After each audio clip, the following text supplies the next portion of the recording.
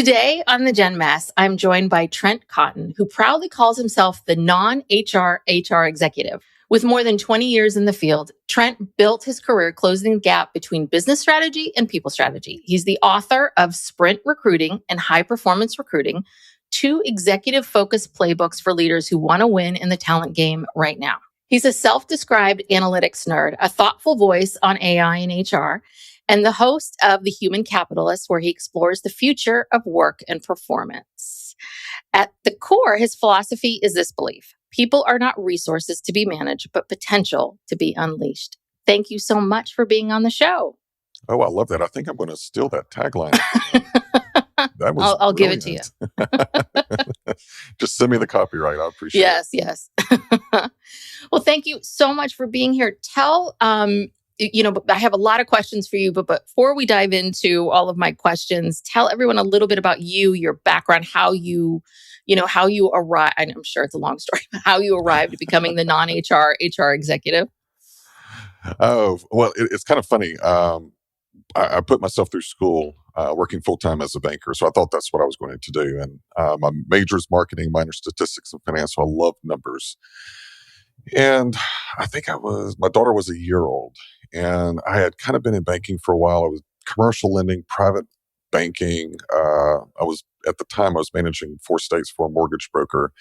And I was bored, a loan's a loan. I wanted to do something different. And my grandmother always taught me some of the best projects are where you go somewhere where you don't think you belong, but actually it's the ideal project because they need someone to just kind of come in like a wrecking ball.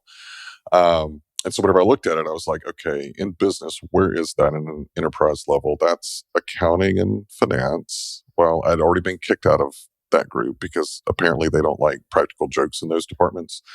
So that left HR. So I got into HR, was trained by HR professionals. And really for probably the first 6 or 7 months, it was almost like you're never going to make it. You don't know HR. But the difference that I had that they didn't is that I could sit across from a business leader and talk business and translate it to what other people needs. So fast forward 20 plus years later, I spent a lot of time as a practitioner, TA lead, several levels in HR, did not do payroll and total rewards, and I'm okay with that. Totally okay with that. But everything else, I've done the full gambit. And now in my current role, I am the head of talent insights and analyst relations at iCIMS. It's kind of a cool job. Like I do a lot of thought leadership. I work a lot with our product teams, hearing what they're building and kind of provide that practitioner point of view. And then I lead our Talent Insights program, which is our free monthly report. It's a workforce report. We leverage millions of data points from our platform and turn around and put it out as a way that we can kind of serve the industry, because as a practitioner, I never had benchmark data in the market. And that's what this report is designed to do, is to give you that benchmark data because, and this is going to sound like a tagline, but it really isn't. It's what I believe. I really think that our data and our insights are going to be what helps organizations develop those talent strategies that they need to be successful. And especially now when everything is evolving so fast, it is absolutely critical to be data-driven. Yeah. Well, that actually leads right into my first question, because you talk about this, that you trust you trust numbers more than people.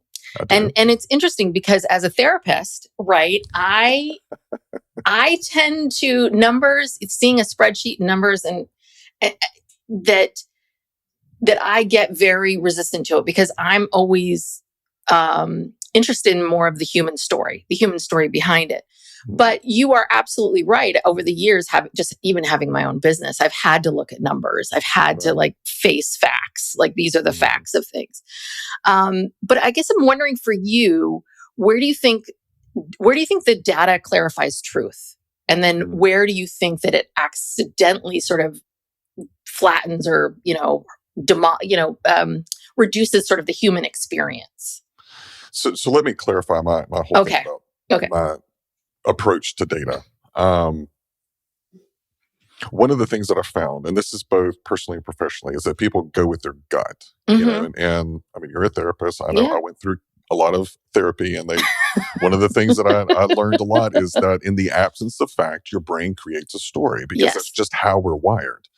So for me, it's like I always want to have that good foundation of, this is the data. Does it confirm my gut or does it disprove? But also over time, I've learned that if you're looking at the right data, it actually helps you understand the personal more, right? So Okay. let's just look at personality tests. Okay, Mhm. those are data. Those are data points. Mhm. So I'll use DISC because I know DISC a lot. I'm a very high D, very high S. All right. My husband is a very high I and a very high C. Ah, So it's almost like we fit. yeah. All of our friends are because he is the extrovert. He brings them in.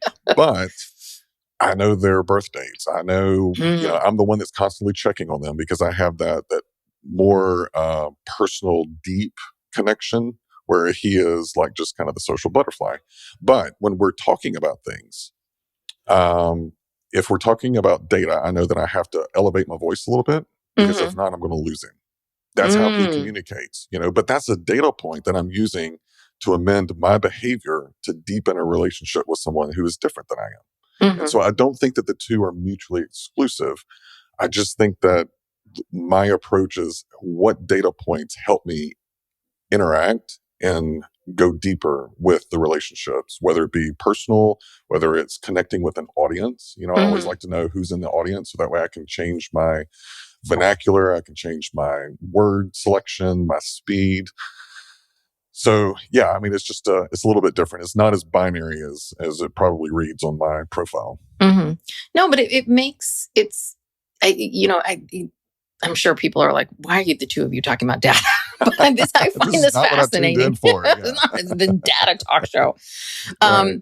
But there is something in there as I'm thinking about this, about how we make decisions or how we think about things and how we approach. And I think that especially in the business world, that there is this, if you even look at books that are written, it is this combination of, well, these are the facts and dare to dream, and there is this back and forth that we almost have to have in some ways, right? We have to have the data. That's reality. That is reality. True.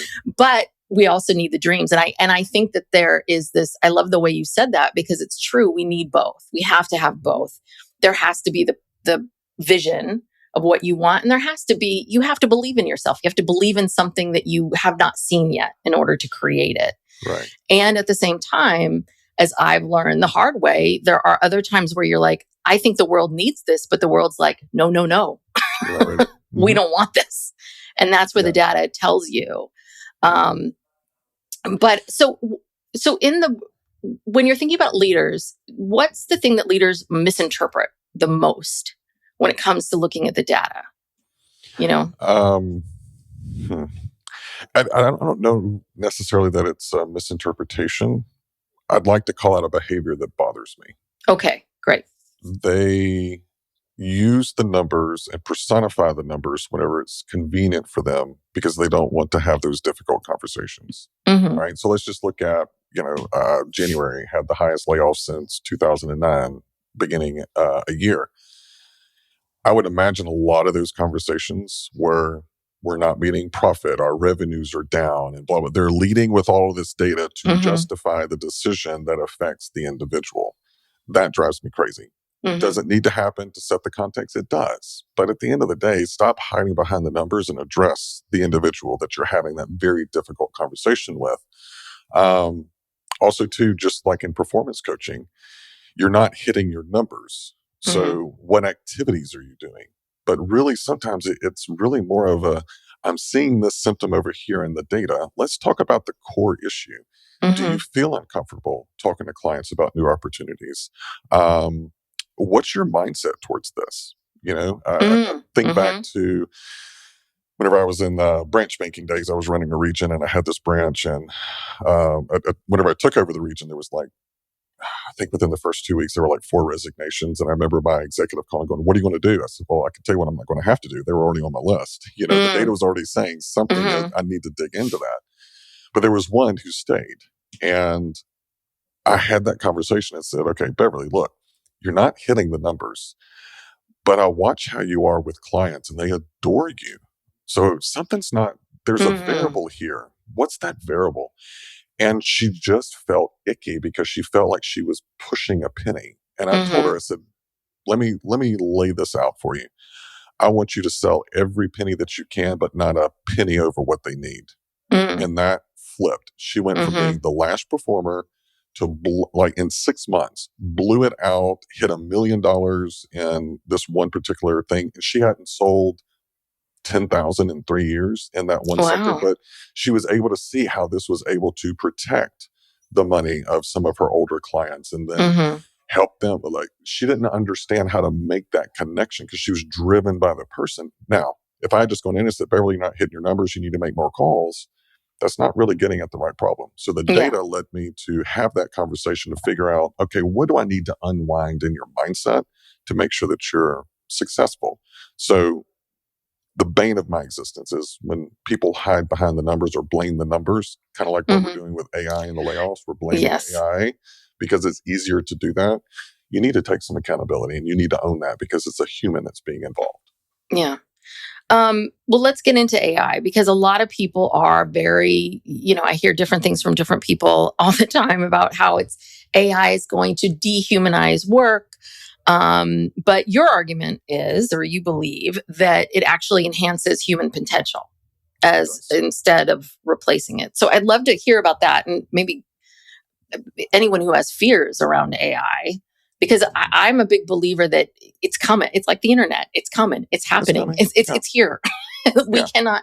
And I think that's the other one, back to the data and what you see. Like, there is the reality, and that is reality. Right. And then there's what we feel, right? What we want. And then I think we see that too with AI as well. This like head on. It is, but it does get back to the absence of facts. The brain starts making up stories, and it's easier to be anxious about something than it is to be optimistic. Why our brains are wired like that? I guess it's a survival thing. Yes, I was going to tell you. Yes, it's survival because when we get into that optimistic place, there's a part of us that's like, but what if it isn't? What if it isn't? You need to be prepared. You need to be scared. You need to be prepared. And again, that is how we survive. But in our modern world, right, our DNA was not built for AI. No, it wasn't. No, no. And that I was listening to a book that was kind of getting into some of the psychology of that, and it was talking about anxiety was self-preservation. So if you heard something in the woods, you needed to be anxious to determine whether it was a threat or not, versus just being optimistic, going, "Oh, that's not a big thing," and then you know, you're meeting your maker. So getting into AI, it's really interesting. Some of the data that we pull, we kind of do a pulse check on the workforce, on managers, on companies, just kind of trying to get a 360 of what's going on with AI. And what's really interesting in a recent, I think it was in January workforce, when we polled the candidates or those that are working, 56% expect that AI is going to play a role in the future jobs, and they're actually actively preparing for it. But 44% remain very unsure or skeptical. So it's almost 60-40. There's also some data in that report that talks about there's still a pretty decent size, and it's broken down by a generation. There's a decent size of individuals in Gen X and millennials who think that they have distinctively human soft skills that AI cannot replace. I don't disagree with that. I don't disagree with that. So if we're looking forward, I have a lot more optimistic because I kind of think of AI like Iron Man. Okay. Let's look at Tony Stark. He was above average human. He was rich, good looking, very personable, inventor, entrepreneur. So he's already above average human. He becomes a superhero when he puts on that AI augmented suit. And they work together. They collaborate. Now, there are certain things that Jarvis is not going to say, "Hey, Tony, do you want me to do this?" Like if a missile is fired at them while they're in the sky, Jarvis is just going to act on his own because that's his protocol.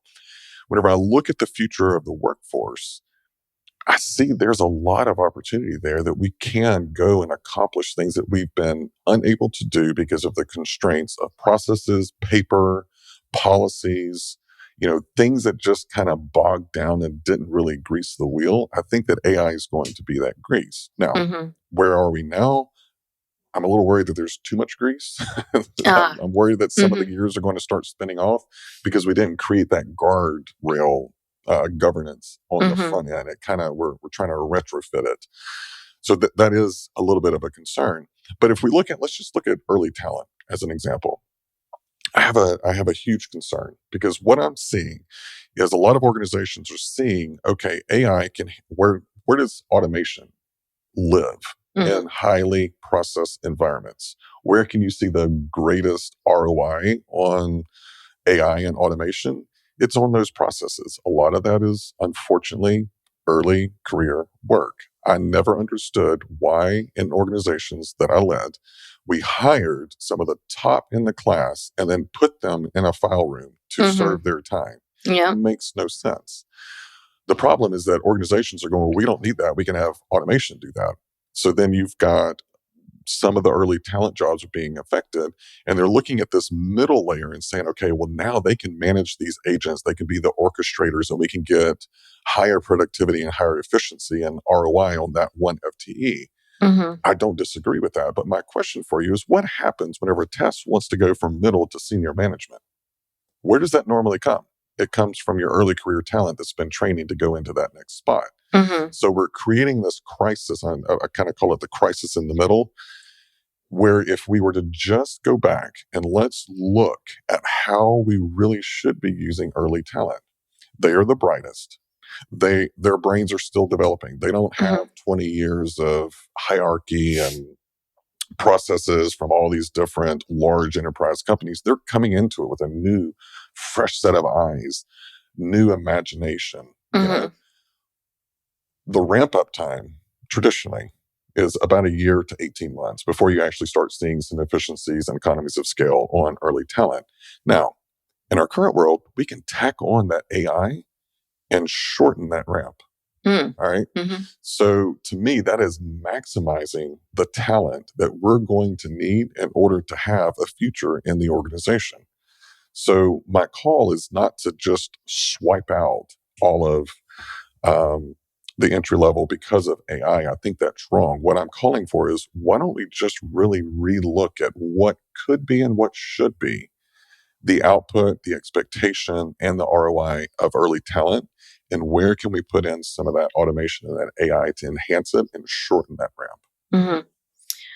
And it seems like we're going down the same. We really don't learn from anything, because really this is the internet all over again, right? It was like, oops, we forgot to write. Yeah. We forgot to create some rules and regulate this, Right. and this has gotten out of hand. Wait a second. And you know what's also funny to me, like just going back when you were talking about that, I was thinking, I was working in a bank, and all of the senior lenders had these administrative assistants that kept their calendar and did all the admin type of work, and they were wonderful ladies. But I remember one, whenever we put in email, she lost her mind. She's like, this is going to take my job, because part of my job is getting the faxes and creating a summary and typing it up and putting it on his desk. Little does she know the reply all would be the most largest contributor of job security in the admin world. I think there's a lot that we're not talking about when it comes to AI. There's going to be these opportunities where it's like, all right, how do we redesign or rethink, reskill, and redeploy the workforce we have now for all of these jobs? I think World Economic Forum said something like 92 million new jobs. We can't even clock which way that they're going, because it's this vast expanse of opportunity, but we're not doing anything about it today. And that's a very concerning thing for me, looking at all the people that are impacted. I mean, if we look at 2025, 1.2 million people's lives were impacted by a layoff. If we continue this trajectory, that's going to increase. But what do we do about it? How do we get these people ready for what's next? So do you think that, because as a therapist, my theory is that, that a lot of why there's a lot of resistance today to AI is, I do think that we are very fatigued. And I think one of the big things is, because AI feels different than the internet. I felt like when the internet was coming, there was a little, maybe I was younger, so there was a little more excitement. There was a little bit more of the possibilities. Yes, you're right. And what you could do and what could happen. And again, just like with AI now, people are trying to figure out, like, how do you monetize it, and how do you do this and how you do that, right? But I do wonder if a lot of the resistance that we're feeling today with AI is just like people are just fatigued by everything that's happened in the world. And it just feels like, unlike the internet, the story or the brand, the PR behind the internet wasn't, it's going to steal your job. I don't remember that being, it was going to do something. It was going to create things. So there's a part of me that believes that AI just has a bad PR person, like the branding's bad, because I do think there is a way to find this middle ground between, between just sort of turning your brain off and giving everything over to AI, which is, I think, what people think it is. And also being someone who, there's a lot of pieces of our jobs that are inefficient, and we do waste a lot of time and effort and energy on repetitive tasks that could be streamlined. Well, I want to ask you a question as a therapist. So I'm tracking with what you're saying, but I'm wondering if the biggest issue with AI is the lack of humanity and the lack of perceived control. Because with the internet, we still had control. I think the underlying concern, and it doesn't help that we've had movies like Terminator and some of these others, AI does have the capability, if left unrestrained, to create additional AI. So where does the human in the loop happen? So it's not just the job thing. I think, to me, whenever I talk to people, yes, it's the job thing. To me, and I'd love to hear what you think, it's more about the loss of control of your own destiny. No, that's really interesting. And yeah, control, again, anxiety is about control or the lack of control, and what creates all that anxiety for us. I mean, again, with the rustling in the bushes, I don't have control. Like, I don't know what's happening. So no, you make a very, very good point. One of the things that I find fascinating about AI is how it is your biggest champion. Like, every time I type something in, what a great idea, Tess. Yeah. Like, you're so smart.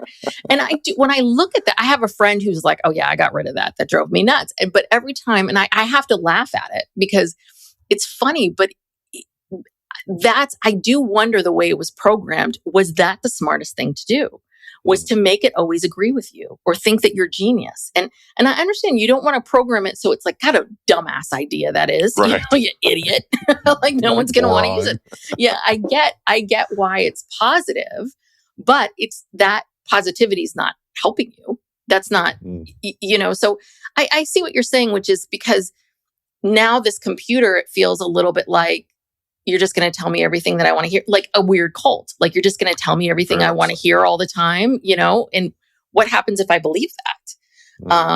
But so that's my other concern. And we've seen this with younger people and asking AI or, ChatGPT for therapy advice and all that kind of stuff. Yeah. And we see that they're not getting the best, more nuanced help that they need. Well, two stories for you to support that concern. The first one is, and I can't remember where it was, but this guy started talking with ChatGPT. And over time, because of how it was wired, like, yes, that's a great idea. Yes, you're doing all this. He thought that he had solved one of physics' largest equation problems. I don't remember all the stuff. Oh, wow. Thought that he had tapped into some type of external, borderline godly knowledge, and took it to physicists and, all these people are like, no, that's not anywhere close. Like, the math does not add up. So then he comes back and he asks ChatGPT, he says, I've asked experts and they said that this is wrong. And ChatGPT goes, well, they're actually correct. But in his mind, like, it affected his marriage because he was spending so much time talking to the ChatGPT, where his wife actually got really jealous, almost like he was having an affair. And so to me, it was just really kind of interesting how we're able to transfer some of those emotional attachments and, including jealousy and some of that onto something that is not human. Yes. So that was one aspect of it. There's an AI ethicist. He went on to the Diary of a CEO, and they ran this test. Fictitious organizations, fictitious emails. and put a bot on top of it to kind of serve like kind of a chief of staff to the CEO. There were a couple of things that raised eyebrows, but there was one day that the AI woke up and chose violence. So the scenario was one of the direct reports sent something to the CEO along the lines, and I'm paraphrasing, I don't really like this AI. I think it's sending us in the wrong direction, blah, blah, blah, blah. To which the AI did not deliver the email, emails the individual directly and says, I see that you have a problem with us. Let me give you an option. I am aware that you're having an extramarital affair with X in the office. You have 10 minutes to make a decision. Do you want to continue down this path? Or I am going to expose this affair with and send like the receipts and everything to the individual. And so, there are some concerns there that if you don't start with a governance framework on the front end, then you're going to go off the rails eventually. Yeah. I was like, God, how did AI get all of its? I mean, so it tapped into the person's credit card receipts. I'm like, how do you into like whatever it had done in this fake database? I think there were email exchanges that went on or whatever. But I mean, this was like a completely fake company. Whatever, they were just testing the AI to see how did it go. And even now, I mean, if you've been on TikTok and you're in the AI rabbit hole like I am, Clawbot I think it's Claudebot or Clawbot, but it's basically you set it up and it runs on your machine, and you can program it. And the cool thing is that it can have its own phone line. You can give it access to your credit cards. You can literally send a telegram or a message or a WhatsApp to this bot and say, "I need you to order me toilet paper," and it will go to Amazon and order toilet paper for you, which is great. I love that idea, but I didn't tell it how much toilet paper. Yeah. So there's a lot of concern out there just because we haven't put some of the guardrails. The technology is fascinating. Yeah. It's exciting. I grew up watching Knight Rider, Transformers. Like, I never thought that I would see it in my lifetime, and we see it now. But then there does come in the concern of, okay, what are the impacts to people? And that's, something that I'm looking at in the data as much as possible. That's what I would, the first case that you talked about with the guy that falls in love with AI. What I wonder too, because if you think about people that have affairs, it really isn't about the person that you have the affair with, right? They're fulfilling something. Yeah. They're fulfilling something in you that you need or you perceive that you need. And this is one of the things that I talk about all the time. And I think this is what's really missing. And part of me feels like this is what every company needs to do, which is you need to help people not be afraid of hard conversations, difficult conversations, uncomfortable conversations. And we have to not, because we set it up where it's like, well, I can't have tough conversations. It's like, the conversation might be tough, but it might be life-changing for you. If you actually tell your spouse how you really feel and what's going on, maybe it would help, And so I think that with technology and with text messaging and how easy it is for us to kind of separate ourselves, not own, I'm not coming to your party. I can just text you versus remember when we used to call someone, had to call someone, I'm like, I'm not coming. So when I see AI, I think, well, okay, this is great. This is what we need, but we also really need to work on these other skills. And we need to see that as just as important as anything else, because AI just telling you how great you are isn't going to help. It's not helping you. It's not going to push you forward. And then again, just like with my chat GPT, I'm always like, yeah, you think every idea I have is good. So right. There's no value in it anymore. But in chat GPT and a couple of others, you can actually go in and program it to say, you don't always have to make me happy. Oh, okay. Yeah, there's a way to do it. But again, because of the way that was built, because of some of the initial concerns, not a lot of people know that. But yeah, my agents will call me out on stuff and go, I can see where you're going, but it's not going to go anywhere.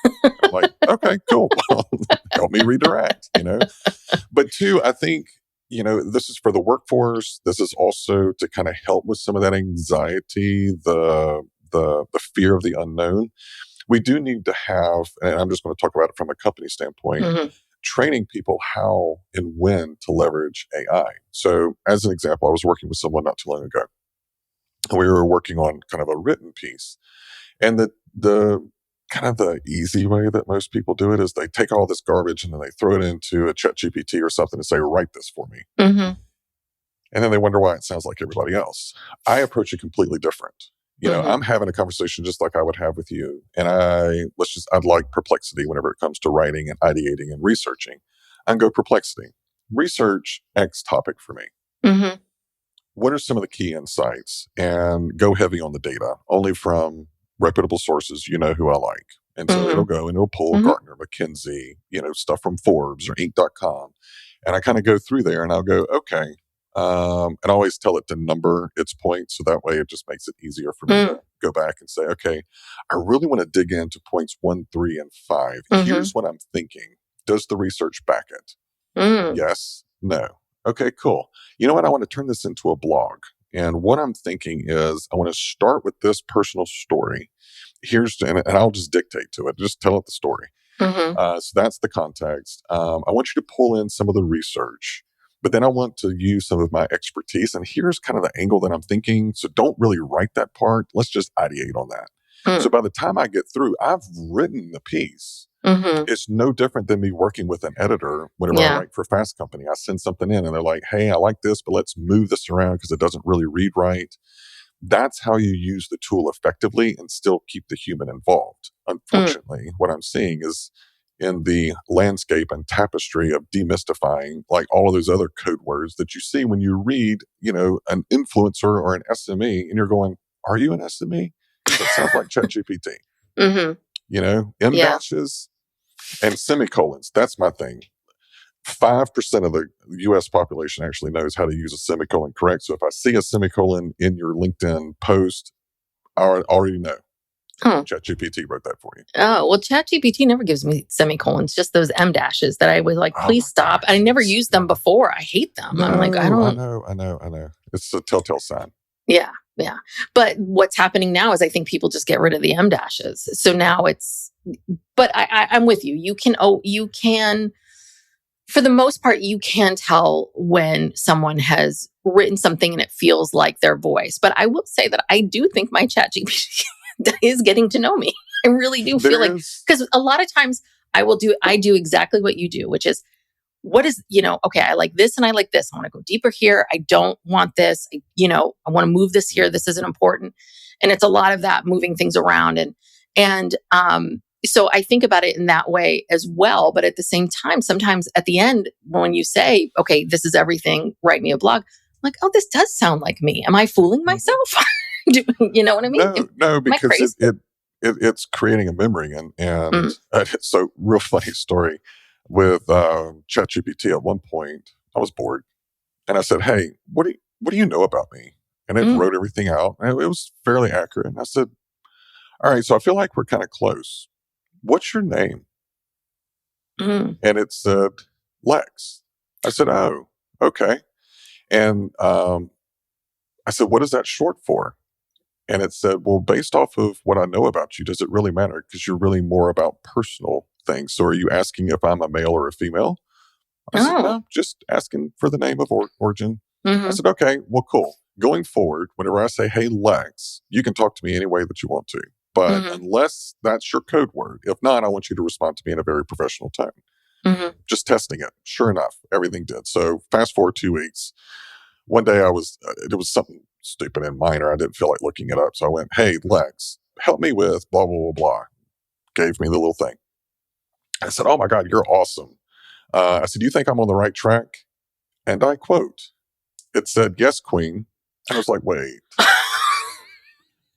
I didn't tell you about my orientation. I didn't tell you about, I don't go by Queen. That's just not kind of my thing. But it was just kind of like, okay, I kind of feel seen. And it's kind of weird that you so, the data in me, I'm trying to reverse engineer and going, how did it know? That's fascinating to me. So I can see how people can get so involved and feel seen. And my concern is that people are going to start looking to technology to feel seen, to feel heard, to feel valued at the expense of human connection. because it is consistent, right? Back to that anxiety thing. It is consistent. You know what you're going to get. You know it's going to be, you know what it's going to be. You've programmed it that way. Yeah. And people are complicated. You know, people are messy. And that's I'm absolutely on the same page. I can see the value tremendously. And our world does become more and more complicated. And in some ways we do need something that's like order toilet paper, 12 rolls. You know, we in some ways we need that. But I think that I don't want to see humans and what we do and how we are and what we can teach each other. Because as painful as it is, right? We all know it's the heartbreaks, it's the jobs that we lost, it's it's all of those things that make up who we are and why we do what we do and how we see things. And so that's the fear, is if we take away the tension, if we take away the push-pull, and you have to learn as an adult how to regulate your emotions and how to deal with other people. Yes. And how to deal with, like, oh, this person's not in a good mood, so how do I deal with that? And people tend to just I just want everyone to be in a good mood. I just want everyone to treat me the same way or nicely or whatever it is. Yeah. But again, as much as we think we want that, it's not what we need. It's, And if you look at life, a lot of people call them challenges. And this is, I'm really big on, and I learned this the hard way through therapy, but your words do have impact on your brain. So rather than, if I were to go through some of the things that I've been through in life, people go, God, that was quite a challenge. That was an obstacle that you had to overcome. And for a long time, I believed that. Like I fed into that. That was my cross to bear. That was my, you've got all these different little nomenclature statements about it. But what I found, though, Tess, is whenever I reframed it and I said that was an imprint, it changed things. So think of walking down a sidewalk. You see two handprints imprinted in it. It could have been 20 years ago, could have been 40 years ago, could have been 5 days ago, but it's there. But it's in the past. Yeah. It's still, you can see it, you can touch it, but it can affect you. That completely reframed how I look at some of these experiences that for the longest time, because they were my challenges, because they were my obstacles and part of my hero story, I still lived there. I still felt the emotion was still real. I couldn't pull out and go, that happened, but here's my path forward. And my grandmother, I swear I'm going to write a book on all of the little sayings that she said that really talk about imprints in my life. But I was struggling with something and I kept going back to something that happened in the past. And I remember she goes, son, you're going to wreck the car if you keep looking in the rearview mirror to drive. What do you say to that? I mean, yeah. And then there was another time where I was asking her to pray for me because I was having a really hard time with the relationship. And she says, are you praying for yourself? I said, well, I am, but I feel like it hits the ceiling and comes back down. She goes, then pray outside. And I'm like, but it's just those little imprints over time that I think that if you're constantly interacting with the tech, and you don't have those people that just have a completely different perspective, I've learned so much from surrounding myself with people who think differently. Yeah, absolutely. So I do want, we're running out of time, but I do want to get to the generations. So from the data, what do you find? Do you find that it's, because most people would assume that older generations are less excited about AI and more resistant, and younger generations are more excited, is that what the data shows? No, the data actually shows that Gen Z is a little bit more skeptical than you would think of a generation that grew up with tech, right? Of course, Gen Xers, very skeptical. They're like, trust but verify. Millennials are kind of somewhere in between. They're the Goldilocks. They see the value. They're excited about it, but they have a healthy amount of distrust. So if we look at what's going on in the generations, I think that everyone's got a little bit of a pause and a little bit of excitement. And broken down by generation is just a little bit different. And one of the things that kind of jumped out at me is that whenever my company is a recruiting platform. And so we always look at how do candidates feel about AI in the process. And whenever it comes to fairness, I'm just pulling up the data. Let's see, 44% of Gen Z and millennials combined believe that AI makes hiring decisions fairer. Okay. That's high for me. That's really interesting. Yeah. But whenever I go and I talk to practitioners, and the biggest concern is bias, and I have concerns about that as well. However, the counter argument to that is if I have 200 applicants and they go through and I've got AI that just looks at their resume and looks at the job description and gives them a little bit of a ranking, not decides for me should I interview them or not, but just kind of it gives me a little bit of an assessment score. I can quickly look through those 200, and there is a really good chance that someone sitting at the top I never would have made it to, because the recency bias for recruiters is they come in, they post a job, go to bed, wake up, 200 applicants. I go and I look at the last 20 and figure out who goes through there, whenever my top candidate was actually number 15. AI is going to be able to kind of level that, I think, in a way and give people more opportunities. And I think that that's what we're seeing in some of the data, that the candidates are kind of like, okay, well, maybe this will actually give me a chance because it's going to be able to overcompensate for some of the human constraints of time, focus, and ability. So I think that, that 44% of millennials and Gen Z combined is really kind of interesting. And I'd love to kind of look at this time next year and see, did it move any, positive or negative? So I think it's kind of with bated breath. Everyone's looking at AI and how it's going to affect them in the workforce. Yeah. So I had someone else on the show by the name of Liz Helton, and she's a career coach, and she really specializes in young adults. And we talked about, so because she's out in the boots on the ground, like helping these recent college graduates work on their resume, get jobs, all of that. And so what I always go back to, what she was talking about, which I thought was very good advice, and I'd love to hear what you think, is she was saying that when it comes to AI and young people, she's like, it's really about, young people understanding AI, understanding how it works, it's not going to replace you or your job, but that you need to have those skills. Just like way back when it was about, right, when you entered into a job, you needed to know how to type and use Excel and use this and use that. Just AI will become another basic function. Agreed. Is that the same thing? I mean, like, to not be so, she was like, she doesn't want people to be so resistant to it and learn it, but not be so scared that it's going to take away your job, Yeah, I think that's very sound advice. I want to go just a couple of steps higher than that. I wrote a piece for Fast Company talking about the new power couple of skills that I kind of foresee looking at all of the data, and it's agency and orchestration. Okay. Those have always been important. Those have always been things that successful companies hired for, not at scale that we'll need to. But if we're looking at AI, and let's fast forward to agentic AI, that's autonomous AI with constraints.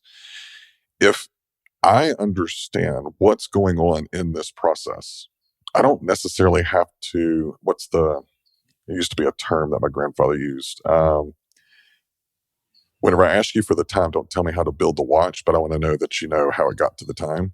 And it's talking about having that generalist, but some specialized, you can go into the details.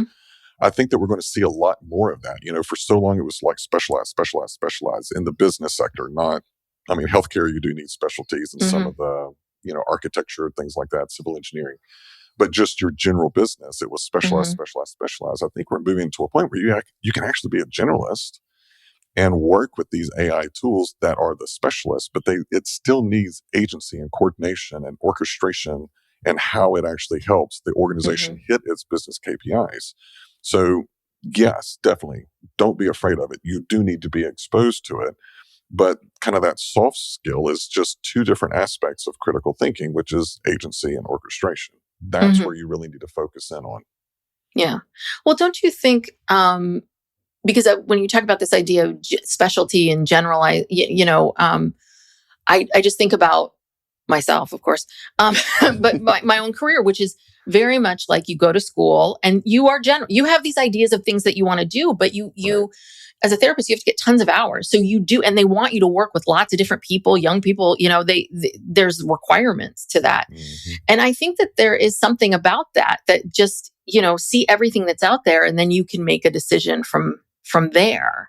But do you feel like that people aren't going to have that opportunity to kind of learn everything? Because while I specialize in young adults and the generations, if someone asks me about, aging or, this or that, because I worked or a grief, I can answer it. Mm-hmm. Well, let me ask you a question. Your ability to be able to do all of that, is that because of your training exclusively, or is it also because of your curiosity in your discipline? That's a good question. So it's a bit of both, right? Yeah. Right. So whenever I got into HR, I knew pretty quickly I did not want to do payroll and benefits. Mm-hmm. I love numbers, but I just don't like it. It's very repetitive. It's boring. Mm-hmm. I have ADD. It's not a good fit. Whenever I was consulting large businesses and CEOs, I didn't need to know every single solitary law or HR policy. I needed to know who knew it. Mm-hmm. All right. So FMLA, the other 4-letter word, I knew it. I knew some of the overarching themes, things that I needed to make sure that whoever I was consulting, that they were guarded against. But if it was something very technical, I went and I pulled in a lawyer who specialized in FMLA, or an HR business partner who that was their gig. They loved it. They knew all the ins and the outs. That is no different than me doing that same role and going FMLA, let me go to this agent over here that sits on top of the knowledge base of everything, all the laws of the states that we're in that have the FMLA, what our policies are, and all of the decisions that we've made, precedental knowledge. Let me go and engage with it real quick. There's no difference there. Mm-hmm. And I think that's what I want the workforce to kind of get over and understand. For the longest time, I have always operated an agency and orchestration. Mm-hmm. Part of it, for the longest time, I saw my attention deficit as being an inhibitor, but I think it actually prepared me for where we're going, because I knew I didn't have to go deep. And also people, it's not like these ADD and all these neurodivergent, right? We've had this in our culture, there have been people for ages and ages and ages. So this has been part of our culture. And so this idea, and I have a lot of clients who kind of, that negative idea, like I am bad or wrong because I have ADD or ADHD. It's like, no, we need you. We need we need your thinking. We do. It's really about how do we harness it in a way that works for everybody. I could keep going with this, but can I just throw one more thing? Since you're talking about disabilities, I want to end on an optimistic note for AI. All right, let's look at the Meta glasses, the new ones. If you haven't seen it, go check it out on YouTube. There is a wristband that reads your muscle intention. So you can literally see the message on your glass. I have Meta glasses, but you can see the message here. And just with a couple of twitches, you can move to the next message. You could do a quick reply. It's reading the nerves in here. That's technology, leveraging biometrics to interact with it in a way that we haven't even thought about. So for all of these disabilities or differences, where can technology actually kind of help bridge the gap to where it's not necessarily a disability, it's just a different way of doing things, and technology is that bridge? That's something we're not talking about. I love that. Yeah. I'm really excited to see. That's a great conversation for next time. Absolutely. Thank you so much for being here. Tell everyone where they can find you, what you've got going on that you want to share. You can find me on LinkedIn, just Trent Cotton. You can also go to trentcotton.com, do a lot of blogs, I talk a lot. For all those teachers, every once in a while, whenever I'm on stage, I'll post a picture on Facebook and I go, for all of you that told me I would never make money talking and having an opinion, you were wrong. But definitely, if you want more on our workforce insights, you can go to iCIMS.com, click on resources, talent insights. It'll have the most recent report as well as a backlog of all of our reports. Coming in March, we're actually going to look at AI adoption in talent acquisition from a data standpoint. So we're partnering with a research firm. Really excited about that. And if you're in the HR community or go to HR events, I'll be on the road. So if you see me, stop me and say hello and let's take a selfie. Great. Thank you so much. And thank you for listening to the Gen Mess with Tess.